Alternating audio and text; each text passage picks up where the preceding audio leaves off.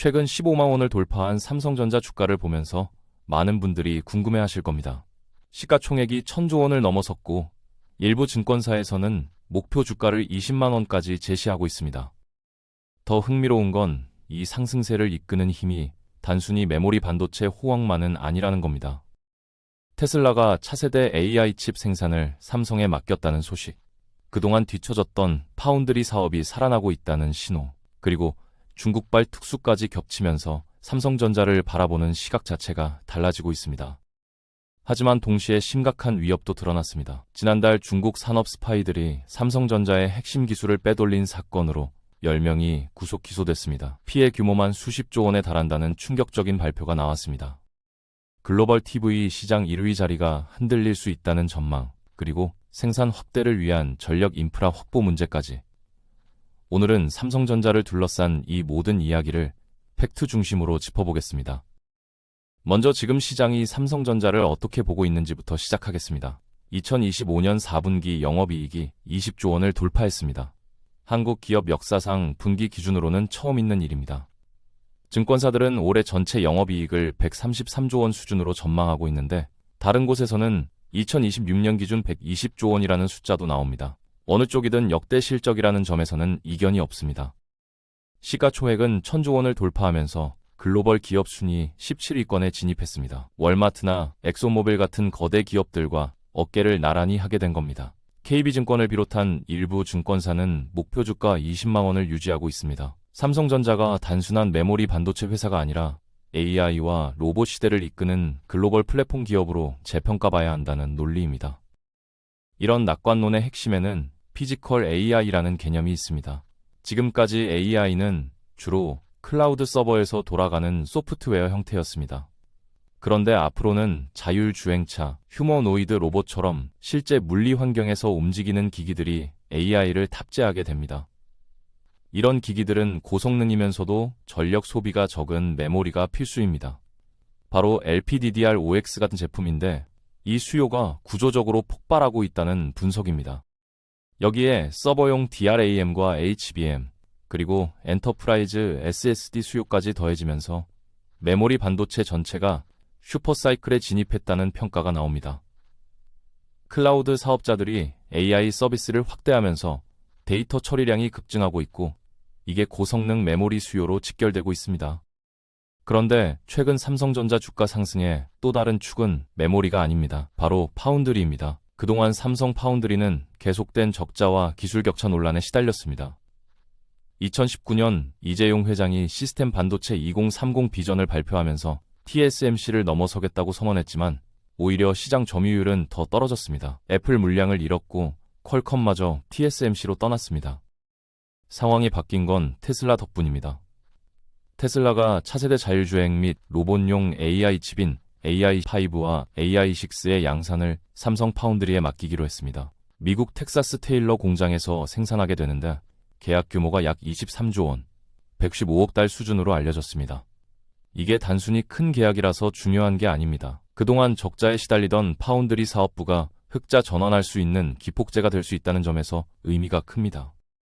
더 중요한 건 기술 신뢰도 회복입니다. 삼성은 이 나노 공정 기반 모바일 AP인 엑시노스 2600의 수율을 50% 수준까지 끌어올렸습니다. 업계에서는 이 정도면 안정권이라고 평가합니다. 실제로 엑시노스 2600은 올해 출시되는 갤럭시 S16에 탑재됩니다. 지난해 엑시노스 2500이 플래그십 모델에서 빠졌던 것과 대조적입니다.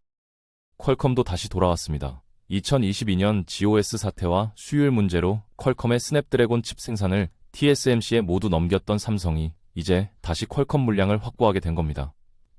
TSMC가 공급 병목을 겪는 사이 삼성이 선단 공정 여력을 바탕으로 빅테크 기업들의 전략적 대안으로 떠오르고 있다는 분석입니다. 여기에 삼성은 차세대 패키징 기술에도 공을 들이고 있습니다. 칩과 칩 사이의 간극을 없애 성능을 200배 높이고 효율을 3배 개선하는 하이브리드 본딩 라인을 평택 공장에 구축했습니다. TSMC를 따라잡기 위한 기술 승부수입니다.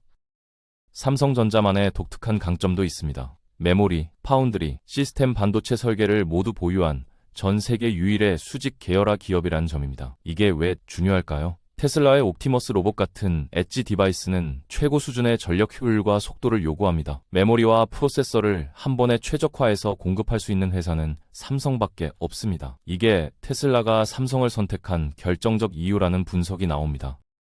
삼성은 자체 칩 생태계도 키우고 있습니다. 모바일 AP인 엑시노스 외에도 자체 GPU 설계와 고성능 NPU 기술 개발에 나섰습니다. 엣지 디바이스, 그러니까 로봇이나 모바일 기기의 두뇌 역할을 하는 칩을 스스로 만들겠다는 전략입니다. 과거에는 AMD나 퀄컴 기술에 의존했지만 이제는 단계적으로 기술 독립을 추진하고 있습니다. 조직 문화도 변했다는 평가가 있습니다. 과거 재무통 중심의 보수적 관리 체제에서 벗어나 2024년 6월 전영현 부회장 체제 이후 엔지니어 중심의 기술 초격차 회복에 집중하고 있다는 겁니다. 실제로 이 시기를 전후해서 파운드리와 메모리 부문 모두에서 가시적인 성과가 나타나기 시작했습니다. 그런데 메모리 반도체 호황의 배경을 들여다보면 조금 복잡합니다. 특히 DDR5 D램 수요 폭증은 반사이익 성격이 강합니다. 미국이 중국에 고성능 AI 칩 수출을 막자 중국은 저성능 칩 15,000개를 연결하는 물량 공세로 맞섰습니다. 이른바 덤프트럭 전략입니다. 성능 낮은 칩을 엄청나게 많이 연결하려면 범용 메모리인 DDR5가 필수입니다. 중국이 D5를 블랙홀처럼 빨아들이면서 전 세계적으로 품귀 현상이 빚어졌고 삼성전자의 재고가 바닥날 정도로 주문이 쏟아진 겁니다. 미국 입장에서는 중국을 압박하려다가 오히려 한국 기업 배만 불려준 셈입니다. 하지만 이게 영원히 지속될 수는 없습니다. 여기서 정말 심각한 문제가 드러났습니다. 지난달 검찰이 충격적인 발표를 했습니다. 중국 반도체 업체 창신 메모리와 관련된 산업 스파이 사건으로 10명이 구속 기소됐습니다. 이 중에는 삼성전자 전직 임직원 5명이 포함되어 있습니다. 이들이 빼돌린 기술은 삼성전자가 5년간 약 1조 6천억 원을 투자해서 세계 최초로 개발한 10나노급 D램 공정 기술입니다. 수백 단계의 D램 공정 정보가 그대로 담긴 국가 핵심 기술이었습니다. 수법도 치밀했습니다. 삼성전자 부장 출신이 창신 메모리 개발 실장으로 영입되면서 연봉 30억 원을 받았다고 알려졌습니다. 이 사람이 삼성의 핵심 인력을 끌어들였고 당시 삼성전자 연구원이던 사람은 공정 핵심 정보를 자필로 일일이 베껴서 유출했습니다. 삼성의 눈을 속이기 위해 자회사 비료회사에 취업한 것처럼 위장하기도 했습니다. 이렇게 빼돌린 기술로 창신 메모리는 2023년 중국 최초이자 세계 4번째로 10나노급 D램 양산에 성공했습니다. 검찰 추산으로 이 기술 유출이 삼성전자에 입힌 피해는 2024년 매출 감소분만 약 5조 원, 한국 경제 전반으로는 최소 수십조 원에 달합니다. 창신 메모리는 이 기술을 발판으로 HBM 개발까지 추진하고 있으며 내년 60조 원 규모의 상장을 준비 중입니다. 문제는 여기서 끝이 아닙니다. 창신 메모리가 무서운 속도로 DD 이출 기술을 복제하고 있습니다. 중국 반도체 장비 자립률도 1년 만에 35%까지 치솟았습니다. 미국의 제재가 오히려 중국의 기술 독립 의지에 불을 붙인 격이 됐습니다. 만약 창신 메모리가 막대한 상장 자금으로 생산 능력을 빠르게 확충하면 범용 D램 시장에서 가성비를 앞세운 공세로 삼성과 SK하이닉스의 수익성을 압박할 수 있습니다. 지금은 구조적 공급 부족 상황이라 큰 문제가 아닙니다. 100% 관세를 물려도 빅테크들에게 가격을 전가할 수 있습니다. 하지만 시간이 지나면서 중국이 DDR5까지 자급자족하게 되면 지금의 달콤한 특수도 끝날 수 있습니다. 현재의 호재가 미래의 위협으로 전환될 가능성이 있다는 겁니다. HBM은 다른 이야기입니다. 이건 기술 격차로 승부를 봐야 하는 영역입니다. 현재 삼성은 HBM 시장에서 SK하이닉스에 뒤처져 있습니다.